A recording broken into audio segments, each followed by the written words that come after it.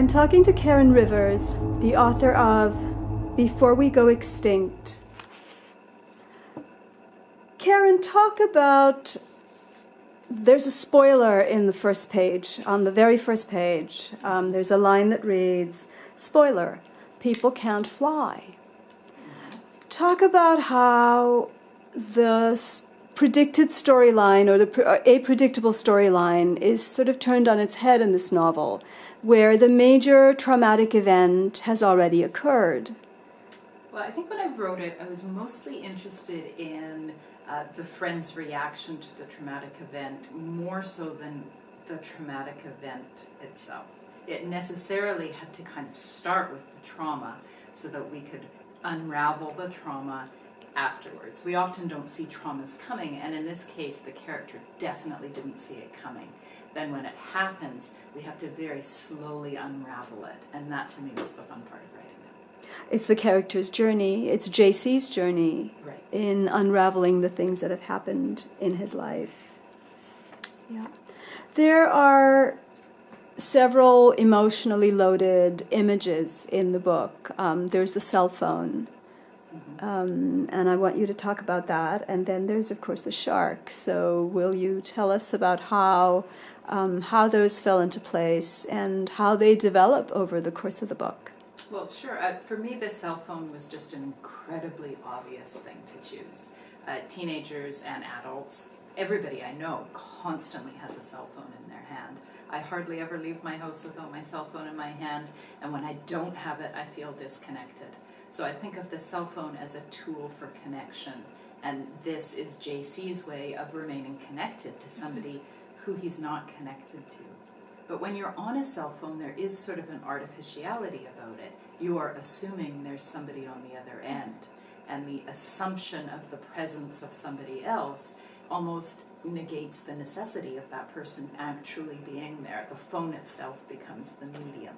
And so this was his channel to working things out with his friend who's no longer able to answer his phone calls. And the messages to Daff as well, right? Because there are messages he writes that he never sends. There are things he wants to say that remain unsaid. And those passages really come out very clearly in the texts. Well, I think, again, for me, and I suppose as the author it all comes down to me, I work out so much of my own stuff through writing. I have a blog and I work out a lot of my issues on my blog, but a blog really is letters to nobody and everybody at the same time. Now I think a teenage boy is much less likely to have a blog, and he really wants to be heard by one specific person, the only person he thinks who can understand him, but there's also a real vulnerability in that, and he's not going to be vulnerable.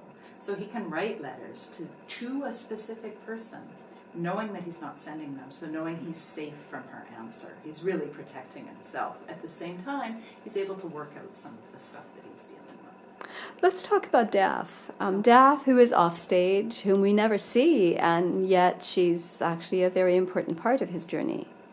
You know, when you asked me about this earlier, I was thinking, you know, she is offstage, and I recently started teaching young adult writing, and I haven't talked about offstage characters, and I think if I had thought about, Daff will be an offstage character, I think I would have been paralyzed. I would have been unable to write her as she's not really there. So I didn't think about it. I just did it, which is so much of writing for me. It's part of the magic.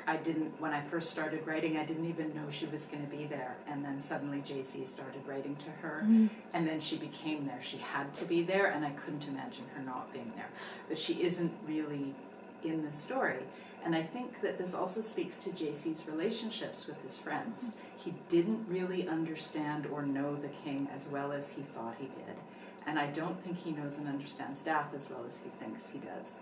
They're almost like an extension of him. And in this story, he's realizing they're their own people, that he might not know everything about, which to me is such a huge part of young adult life, is this wanting to be part of a group, and then the belonging feeling of being in a group, but perhaps not necessarily recognizing the individuality of the other people in the group outside of who they are to you. Yeah, I was thinking about that as you were talking, that how much that is just a part of adolescence, growing out of childhood where you were the center of your own universe and into a world where you're expected to have some consideration, some understanding, some knowledge about other people and what makes them tick. And you almost assume that you do without actually doing it. And I think you can extend that to middle grade, except it usually applies to family. Kids assume they know their family, but really they just know one dimension of them. They don't really know their parents' histories or their parents' complicated relationship. They see only this one dimension. And I think as we get into being young adults, we're doing the same sort of thing, except we're applying that to our friends.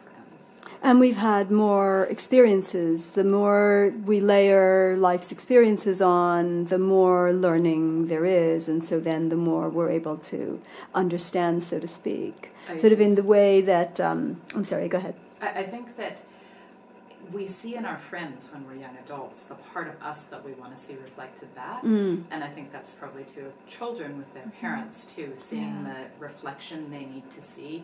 And I think it probably isn't until your 20s when you start to see beyond the reflection of yourself.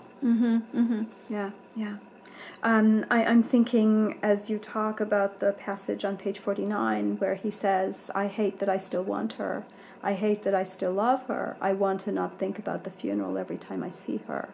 And I think that just encapsulates exactly what you were talking about, those reflections, the reminders, the reflections, the feelings that come from interpersonal relationships. And you just sort of, in teenage, you're just beginning to make any effort to sort it all out. Just barely. And I think in this particular case, he needs so desperately for her to remain this, object of his affection, this girl that he wants but can't get, this friend character. But because this terrible thing has happened, he now has to apply this new layer to her, and it could change everything. So he needs her to stay how she was before, so that after doesn't have to be true. Yeah. I want to talk about the father a little bit, that is to say JC's father, who in the beginning, JC, he seems cardboard because JC sees him as sort of one-dimensional. Yes. And then as your character grows, the father seems to grow as well. Talk about that. Well, I think in this case, the parents are divorced and the dad has moved to Canada and the boy lives in New York City with his mother. So he really has very little involvement with his dad. So his dad in his life is a shadow character. He visits every once in a while, and he does the dumb, predictable things that weekend dads would do. They go to the ball game and he hates baseball. They go to the toy store when he's too old for toys. It's like his dad doesn't get him. And much like we were just talking about how when we're children we see our parents very much as how we're reflected through their eyes, because he doesn't have the benefit of having had a dad when he was a kid. His dad really is like a sitcom cutout character of a not very good father.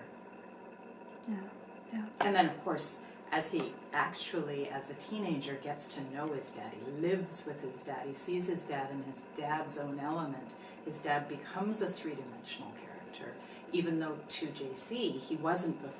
He was just sort of an object of derision. And that place, that setting, is so big in this story as well. And it's this setting, it's right here on Vancouver Island. Well, it's close to Vancouver Island. It's very specifically set on an island where my parents have a cabin. Okay. I grew up there. In the summers, we would spend the summer on the island, and the island is incredibly unchanged. We've been going there since 1975, and it is exactly the same.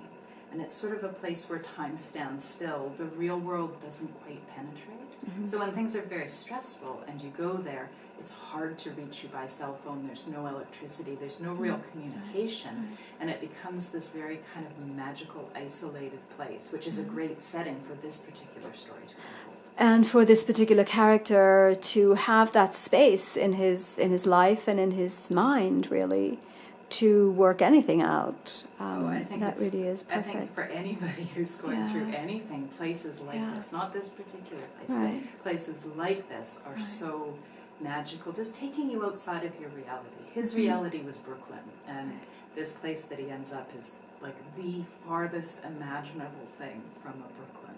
It sort of is, even in reality, right? It's as far as you can get on the continent without falling off the edge. It's true. Really. Yeah. It's true. Yeah. And then there's Kelby. Kelby is kind of the anti-Daff in some ways. It's true. She is. And I worked really hard at not making Kelby a stereotype. I wanted Kelby to be like a strong girl in her own right. And, you know, Kelby had come through some terrible things herself, and yet she had done it so differently than JC did. Really, when you look at JC's reaction to what happened, it's almost like a child tantruming, more than Kelby sort of more calmly, I felt, and solidly figured it out. And she was struggling with her own struggles, but she just feels very anchored in herself. She is. She's very grounded. She just feels she's got a strength inside her, which is very charming. It's really quite lovely, but it's not over the top and it's not imposed. You can feel it. It feels very authentic to the character. Thank you. I like her. Yeah. I was rooting for her. She made some choices I wouldn't have made, but I still really like her. And the shark. We can't really talk about this book without talking about the shark, and I'm not going to give away any spoilers here by just saying that redemption really comes from the water and the shark. I think it does. You know, I have a lifelong interest in the sharks, and of course sharks have been in the news a lot lately because we're overfishing the sharks and we're changing the balance in the ocean, and it's going to have an enormous impact on our planet. And I'm really passionate about talking about things like this. So what I gave my character was not so much a similar passion, but an almost terror of what was going to happen. The sharks were sort of a fear that he had of what was going to happen to the world when all the sharks are gone, and are we all going to die? Which I think is one of those things when you're a teenager you start thinking about like mass extinction, like the reality of the fact that our planet is something we have to look after. And so the sharks for him represented a whole bunch of things, but sharks to most people represent the monsters of the deep. And there are some very real monsters in this book, but I needed the shark to not be a monster, because now that we're educated and we're not basing all our information of sharks on the movie Jaws, we know that sharks are not monsters. And I think that was the parallel that I was trying to draw. There is a very specific monster in this book, but it isn't the shark. Right, right.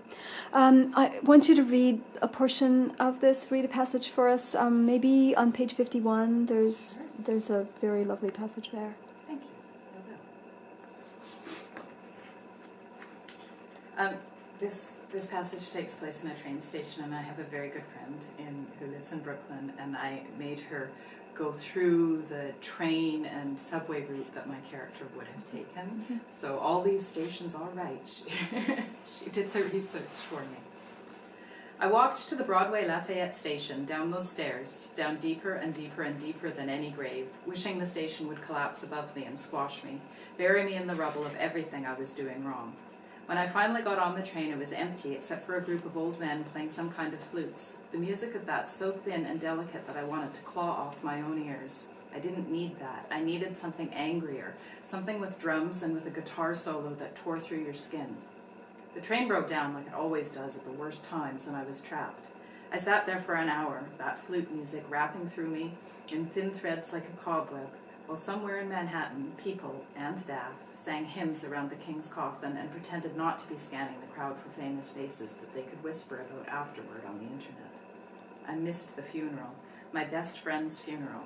What kind of person does that? I do. I guess I'm a worse person than his dad after all. I'm the bad guy. I did it. It was me. Wow.